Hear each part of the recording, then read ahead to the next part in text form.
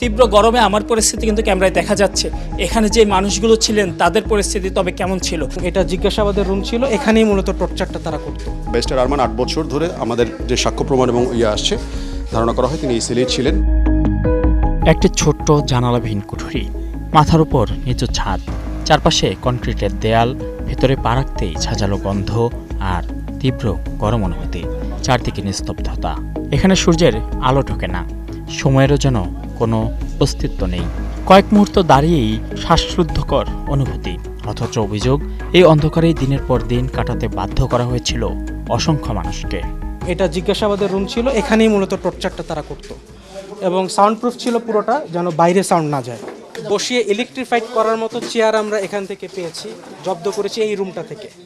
এবং সাথে electric chair বলতে চেয়ারকে ইলেকট্রিফাইড করা যেত আর কি, আর ঝোলানোর মতো এখান থেকে আমরা স্ট্যান্ড পেয়েছি, কপি কল পেয়েছি এই রুম থেকে, সেগুলো আমরা জব্দ করেছি।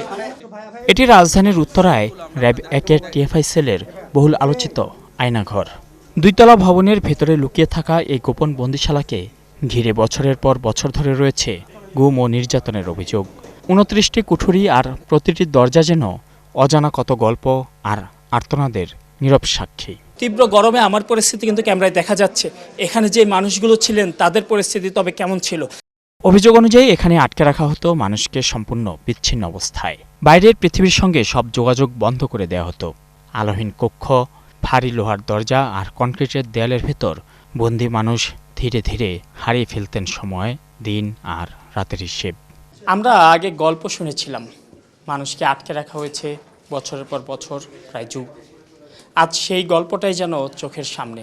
আমি যদি দেখাই, এখানে যে বন্দীদের রাখা হতো, সে বন্দীদের রাখার জায়গাটা ছিল এতটাই চিকন, যদি আমি নিজের হাত দিয়েও মাপতে যাই সর্বোচ্চ 3 হাতের মতো হবে, এবং কোনো কোনো কুঠুরি ছিল 2.5 হাতের মতো।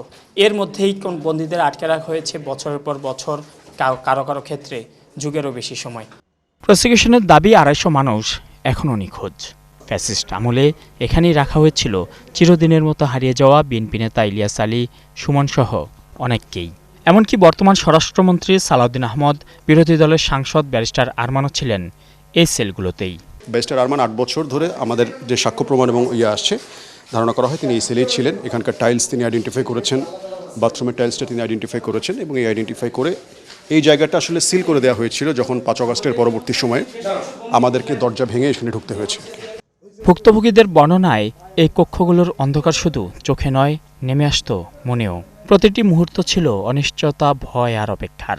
একটি ছোট্ট কুঠুরি যেন হয়ে উঠত পৃথিবী থেকে বিচ্ছিন্ন এক বন্দি জীবনের প্রতীক। এই ফ্লোরে যে কজন বন্দি ছিল ওনাদেরকে এখানে একটা টয়লেটে নেওয়া হতো। এই টয়লেটটা তারা দেয়াল তুলে বন্ধ করে দিয়েছিল। কিছু বন্দি ভিকটিম যে আমাদেরকে বলেছেন যে তাদের বাথরুমে নিয়ে যাওয়া আসার পথে সবসময় তো তাদের চোখ বাঁধা কিছু লুজ হয়ে যেত অনেক দিন বাঁধা থাকলে। তো তারা একটু চেষ্টা তদবির করে তারা চোখটা একটু যখন ফাঁকা করতো, তারা এই যে আপনার একটা এক্সস্ট ফ্যান আমাদেরকে সন্ধান দেয়। এবং পাশে দেখেন জানালার বাইরে দিয়ে তারা একটা কাঁঠাল গাছ তারা দেখতো। এই কাঁঠাল গাছের অস্তিত্ব এখনও আছে, তারা আমাদেরকে সেটা জানিয়েছে। 5 আগস্টের রাজনৈতিক পট পরিবর্তনের পর এই স্থাপনার বিভিন্ন অংশে পরিবর্তনের অভিযোগ ওঠে। কোথাও কুঠুরির মুখ ইটের দেয়াল তুলে বন্ধ করে দেওয়া হয়েছে, কোথাও আবার ভেঙে ফেলা হয়েছে একাধিক প্রকোষ্ঠের মাঝের দেয়াল। অভিযোগ, স্থাপনার আগের অবস্থা বদলে দিয়ে আলামত মুছে ফেলার চেষ্টা করা হয়েছিল। এই যে মাঝখানের জায়গাটিতে এখনও কিন্তু দাগ রয়ে গিয়েছে। এখানে একটি দেয়াল ছিল, এই দেয়ালের এপারে কোনো এক বন্দী থাকতেন, এপারে কোনো বন্দী থাকতেন। এই যে ছোট্ট একটি জায়গার মধ্যেই খেয়েছেন, থেকেছেন বছরের পর বছর। আয়নাঘর এখন আর শুধু একটি স্থাপনা নয়, এটি গুমের অভিযোগ, নিখোঁজ মানুষের স্বজনদের দীর্ঘ প্রতীক্ষা এবং বিচার প্রত্যাশার এক বহুল আলোচিত প্রতীক। তারা যখন নির্যাতনের বর্ণনা দিয়েছেন তা অনেকেই বিশ্বাস করেনি, তবে চোখের সামনে যখন এই কুঠুরি, এই আয়নাঘর, তখন আর কোনো ব্যাখ্যারই যেন প্রয়োজন হয় না।